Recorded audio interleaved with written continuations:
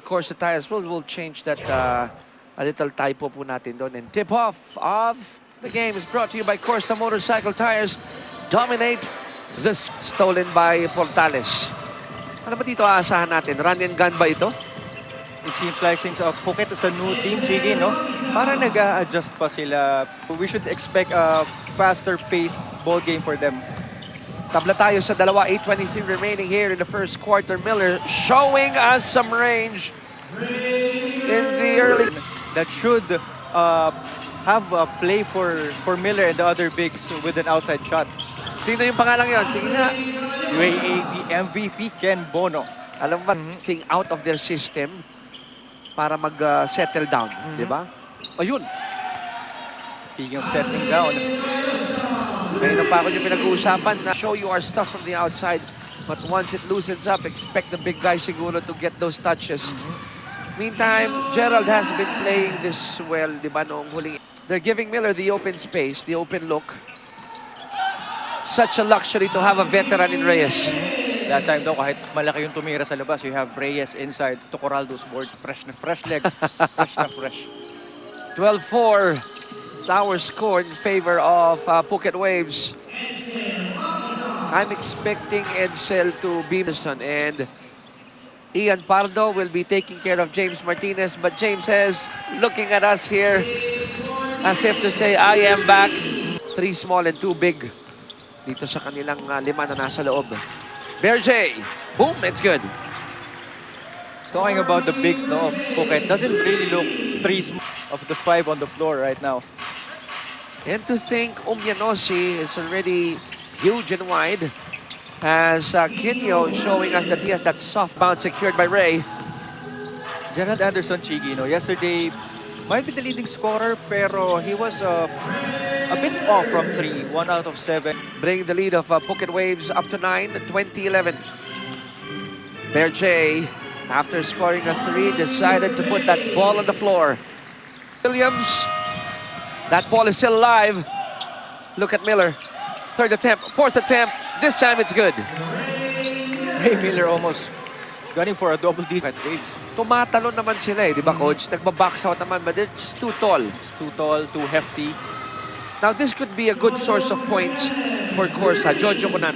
Phuket Waves running the same defensive scheme against CORSA. This is what James was talking about kay Enros kanina, di ba? He doesn't mind shedding that leather record. Wala, no?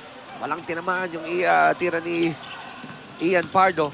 Samantala, Miller! That's good. And he'll get a bonus free throw. Just 2 bad shots to fall. Pressure applied here by Phuket Waves. Na-break naman dito ng CORSA Tires. And coming off the bench, instant offense for Garcia. And you know what? He's not demanding the ball. Ano? Si Kinyo, kumbaga whatever the defense dictates. But you gotta love this. Because Garcia, together, 8:49. Yan ang orasan dito sa second quarter.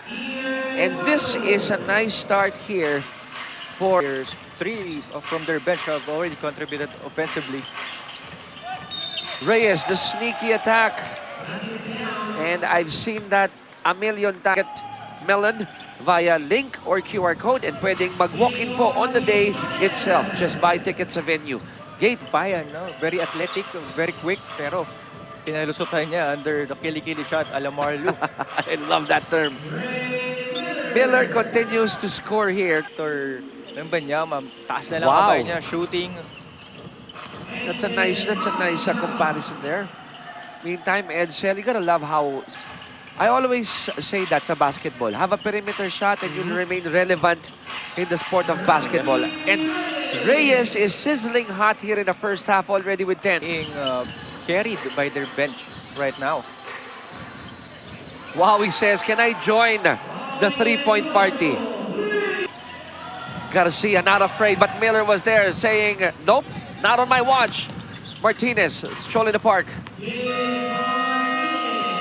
And when it comes to shooting from the inside, it's really difficult for them to challenge those threes of Phuket Waves. Garcia hits a 3. Tires also running some sort of zone defense to manage the size of Phuket Wave. Now, coming from that, But yun nga, kailangan lang talaga yung ma-shoot. And ito, the luxury of having a big man that can be a quarter. let me call that a touchdown for Wawi. Finding Alatica in the process, but going back to this gentleman, number 88, Edsel mag-isa. Deflected, Gerald picks it up. Katipay. Oh, rejected by Miller.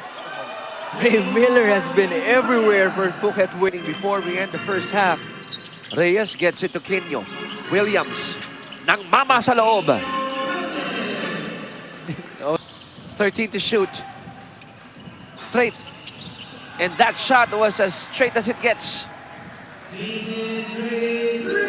CORSA has been scoring now. They're making their pockets kanina medyo maalat. And right on cue, CORSA with another basket. So back-to-back, produce another basket here. They're down by 4. Anderson, kick out. Bear J coming off the bench, and he hits that 3 to cut the lead down to 1 to end the first half. Wow. Akto yung bunot ni Coach Monch, di ba? 3 points out of the game coming from Gerald Anderson. Labas dito kay Bear J, brought to you by CORSA Motorcycle Tires. Dominate the streets. And I'm sitting. They go inside. The chicken wings and the bucket by Kenyo Williams. Kahit medyo na-contain din si Eloy this ball game. Uh-oh, height advantage. And look at that soft touch by Kenyo Williams, who incidentally is from England. Second thoughts going for the basket. Going inside, rather. Gerald, not afraid of the big men inside. Gerald's multiple opportunities from rebounds, from creating plays like this one. You gotta love that drive of the game. Brought to you by Chamber Motocom. Big to Phuket Waves. Although sinasabi, Chigi, usually yan sa games na it's the guard's fault for not utilizing the screen properly. As we see that knockout play inside. Here in Dasmariñas Arena. Nawala ang bola kay James. Pinik up ni Edsel. Tatakbo si Jojo. Kinuha pa sa kabila. Jojo ko na nabubuhay. Scoring multiple baskets now in this quarter. Gayosa tried to take it back. Wala, buti na lang si Quino nandun. Balik ang kalamangan sa Phuket Waves. 58-56. CORSA Tires pushing it. Kunanan. Uh-oh, he's open. Patay for Jojo Kunanan. That free throw, all the confidence in the world for Jojo Kunanan to take those outside shots. So probably Phuket should watch out for those attempts by Jojo. Kunanan has a total of 11 points. Under 5 minutes left to play in the third quarter. Anderson. Passes along kay Gimpayan. This time he scores and he'll get a bonus free throw. And Gimpayan really has been non-stop moving. Naiilang talaga sila kay Williams inside, and it's a breakaway layup here for James Martinez. Establishing a 2-3 zone defense. And yun, mga butas talaga. Free throw line, baseline. Easy, but a basket for CORSA Tires. Tabla tayo sa 64, almost a turnover for the white shirts. Anderson never afraid of that height disadvantage against Ray Miller. That was a Short on the jumper by Quino. Don't look now. CORSA Tires up by 2. Paspasan ng laro. Gimpayan for the finish coming from Tan. beautiful fast break. Extra pep on his step after those stops from the big men and after scoring a couple of buckets inside. And he cradled that ball, putting the defense. Quino. And yun, nahihirapan sila mag-execute for that one. Check this out. Hinele ang depensa, kinrade lang bola. Drive of the game is brought to you by Jabber Motorcom. Make rides some more fun. Knockout play, backfired. Martinez feeds it to Miller. And I would always hear that from my good friend, 3 CORSA Tires Asia Basketball Championship Dasmariñas on YouTube, Facebook, and of course, Top Sports. Huwag kakalimutan. Martinez, swabing-swabe pa rin. Under a minute left to play the third. Go ahead, Coach. And consistent nga, no? Chiki, sa sinabi ni James kanina, he'd like to get his teammates involved. And importante lang sa kanya win. And with this, just sharing the ball. Tied at 72. Straight for that three. That's a second three-point shot of Jason Straight. For that. Kick out again to Straight. Goes up for another three. Another three from Jason Straight. Back-to-back threes by Sino? No points scored, but was a presence inside, helping CORSA with their interior defense. Minsan lang. Play continues. Reyes recovers. Gets it to Escocio. Shoot yan sa ilalim. Escocio. To your seats, yung sasabihin ko sa viewers natin, Coach. Jerome hits that three to give CORSA Tires another 5-point lead. Jason feeds it off to Garcia. One more time. Bingo!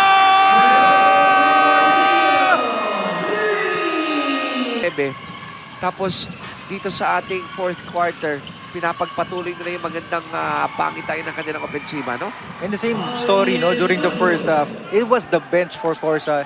Get your tickets at Ticket Melon via link or QR code or buy here at the venue. Gates open at 3 p.m. Anderson, bagsak kay Gimpayan, and it's good. Just like Coach Gio. this isn't really a safe cushion for CORSA. Let me say, this is the move of the game. Ooh, nice pass there. Brought to you by CORSA Motorcycle Tires. Dominate the streets. 7 or 6 assists already for Gerald. Williams inside. You gotta love the footwork and the baby hook. To Escocio, he recovers. Inside to Williams. Wala. Escocio underneath. The Tires already in penalty. Our score still 91-88. Three ball by Martinez. Tabla tayo sa 91. Wala. Tapek napunta kay Berjay. Anderson has it. Will he push it? Gerald stops, goes for it, and gives the lead back to CORSA Tires. What composure by Gerald. Kita niya, Quino a bit frustrated. He's not getting the ball, establishing position. Down low to Quino. That jumper is good off the glass, and we are tied at 93. Under a minute left to play the fourth and final period or in regulation. Anderson to Gimpayan. Gimpayan goes for it, and he makes it! He makes it! Wow! Escocio deciding to go in, hoping for a three-point play, pero hindi siya final doon. 97-95. With a second to go. That will send Eloy Tan to the board. 98-95. Pwede pa to. And unfortunately, it doesn't go in. 98-95. CORSA Tires, after that opening day loss, they get their first W. 98-95. Ang Phuket Waves naman unang laro, talo sila, Coach. And ito, as you mentioned, Chigi, no, maraming tulong ngayon nakuha si Jmar at si Gerald offensively. Again, the bench was fantastic for CORSA Tires. 3 players scoring in double digits for CORSA, led by Jmar Gimpayan. Solid game overall for